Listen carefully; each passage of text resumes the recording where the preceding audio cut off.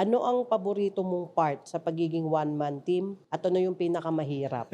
Yung favorite part ko sa totoo lang yung pagiging one-man team lang. Parang Okay. walang umaasa sa akin na kailangan ko swelduhan, alam mo yon. Okay. Kasi alam ko yung mga negosyante, makaka-relate sila dito yung Mhm. pressure ba na kapag meron kang mga tao na umaasa sa'yo, Eh? sobrang bigat niyan di ba? And yun yung parang sa ngayon hindi pa ako ready na i-face I siya. see. Kaya kung mag-hire ako, mga lang, outsourced lang, ganyan, or mga one-time project lang, ganyan. Okay. At the same time, hindi ko kailangan humanap ng maraming kliyente. Hindi ko kailangan maghanap ng, alam mo yon, parang every month kailangan ko mag-onboard ng 3, 4, 5 clients na bago kasi kailangan ko magpasweldo. Mapapatanong ka rin, bakit ba ako nagnenegosyo? Para ba masupport yung lifestyle ko o para yung lifestyle ko yung mag-support dun sa negosyo ko? Doon ako sa una yung gusto ko ng negosyo para masupport yung lifestyle ko. Alam mo yung hawak ko yung oras ko. Minsan Yes. nag-work lang ako 2 to 4 hours per day pero yung income okay naman, di ba? Oo, tama. So, yun yung akin. Pero yung downside niyan, wala akong kausap.